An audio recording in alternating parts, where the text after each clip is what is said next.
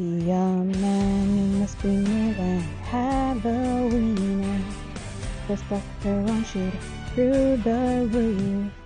This is what the song would have been if Mulan was mistaken or belittled to just be another girls versus boys argument, but thank God it was allowed to reach its full potential. I have seen quite a number of polls debating which Disney princess was a hero, and Mulan always wins by a landslide, even when she was not part of the candidates. She is loved not only by little girls at heart, but by all ages, races, and genders. So why does the story appeal to such a large audience? Sure, the songs are incredible, and Mushu's sense of humor definitely adds to it, but there's something that bonds us all. Despite Mulan taking place in a sexist patriarchal society, that is rarely the focus of the movie, and that's the secret ingredient: collective trauma. Let's break it down.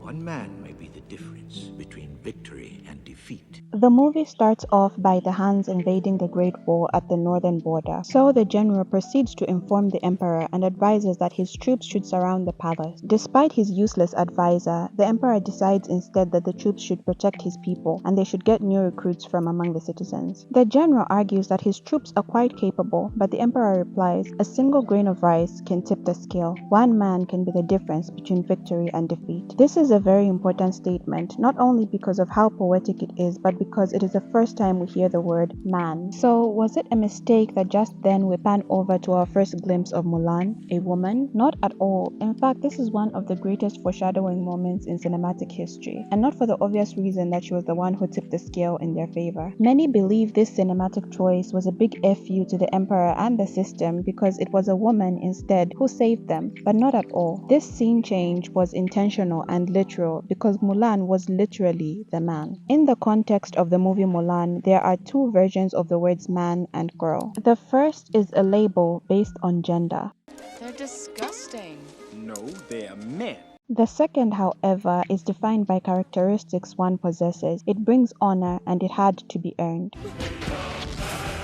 The movie context focuses on the latter, and Mulan was failing at earning the one that brought honor to her gender. In her opening scene, we see her listing the characteristics she's supposed to possess one by one while writing them down as a cheat code on her inner wrist for her visit to the matchmaker later that day. Quiet, demure, graceful, polite, delicate, refined, poised, saying all this while being the complete opposite. Paintbrush in ear, talking with a mouth full, and just as she recites punctual, the cock crows to let her know she is late, and she starts off her morning running around. After her chores, she arrives late to her appointment with her mother, grandma, and the groomers. The groomers take this opportunity to assure them that they can turn Mulan into a desirable bride and list all the things that men desire in girls. A girl can bring her family great honor in one way, by striking a good match. And what qualities guarantee honor? Men want girls with good taste, charm, obedient, who work fast-paced, with good breeding and a tiny waist. But Mulan is a far cry from what is ideal, which is proven when she bombs her meeting with the matchmaker and sings, "Look at me, I will never pass for a perfect bride or a perfect daughter. Can it be I'm not meant to play this part? Now I see that if I were truly to be myself, I would break my family's heart. When will my reflection show who I am inside?" She realizes that who she is told to be is a part that has roles she is not built for, and that there is a true her that exists within. This is really important because she understands that not living up to expectations does not mean she is broken. It means the role is not hers to play. This mindset is what drives her journey to self-discovery. Fast forward to her joining the training camp, and all the new recruits suck.